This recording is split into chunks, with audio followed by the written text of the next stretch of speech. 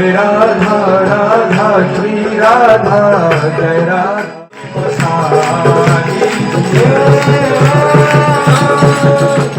महाप्रभु के जन्मतिथि के अवसर पर आज हम लोग के बानपुर टानपुर के राधा गोविंद मंदिर में श्री श्री राधा गोविंद जी के पुष्प अभिषेक का आयोजन किया गया है।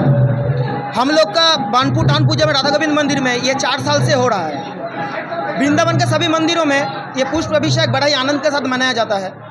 तो आप लोग देख ही सकते हैं कि यहाँ पर कितना भक्तों का भीड़ है। इस बार 800 किलो फूल से राधा गोविंद जी का पुष्प अभिषेक हो रहा है। पिछले साल 500 किलो था, इस बार 800 किलो से हो रहा है, मतलब 8 क्विंटल फूल से। तो हम लोग का ये टारगेट और भी धीरे धीरे बढ़ेगा, शायद अगले साल 10 क्विंटल भी हो सकता है। গৌরাঙ্গ মহাপ্রভুর 539তম আবির্ভাব তিথিতে বার্নপুর টাউন পূজার রাধাকৃষ্ণকে 8 কুইন্টাল ফুল দিয়ে অভিষেক। কলিযুগের অবতার গৌরাঙ্গ মহাপ্রভুর আবির্ভাব দিবস সারা বিশ্বে দোল উৎসব হিসেবে পালন করা হয়। আসানসোল শিল্পাঞ্চলের বার্নপুরের টাউন পূজা প্রাঙ্গণে রাধাকৃষ্ণকে 8 কুইন্টাল ফুল দিয়ে পুষ্প অভিষেক করা হয়। সোমবার সন্ধ্যায় বার্নপুর টাউন পুজো প্রাঙ্গণে রাধাকৃষ্ণর পুষ্পাভিষেক দেখতে অগণিত ভক্তের সমাগম ঘটে। মন্দিরের স্বেচ্ছাসেবক অভিজিৎ পাল জানান, বিগত 4 বছর ধরে বার্নপুরের টাউন পুজো প্রাঙ্গণে রাধাকৃষ্ণকে পুষ্প অভিষেক করা হয়। বৃন্দাবনে দোলের দিন রাধাকৃষ্ণ বিগ্রহকে পুষ্প দিয়ে অভিষেক করা হয়।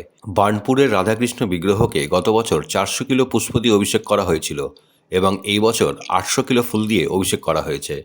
পুষ্প অভিষেক দেখতে উপস্থিত হয়েছিলেন কয়েক হাজার ভক্ত।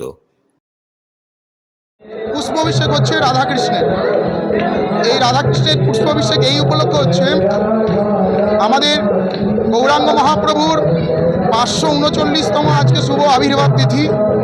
আপনারা সকলেই জানেন গৌরাঙ্গ মহাপ্রভু কলিযুগে রাধাকৃষ্ণের যুগল অবতার।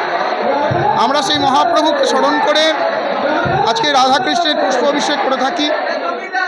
এই অনুষ্ঠানটি 4 বছর যাবত আমাদের টাউন পূজায় হচ্ছে। আপনারা যারা বৃন্দাবন সিদ্ধাম বৃন্দাবনে গিয়েছেন, বৃন্দাবনে আপনারা রাধারমনজির মন্দিরে, রাধা শ্যামসুন্দর গোপীনাথ মন্দিরে আপনারা এই পুষ্পাভিষেক দেখেছেন। তা আমাদের শিল্পাঞ্চলে এই অনুষ্ঠান ছিল না।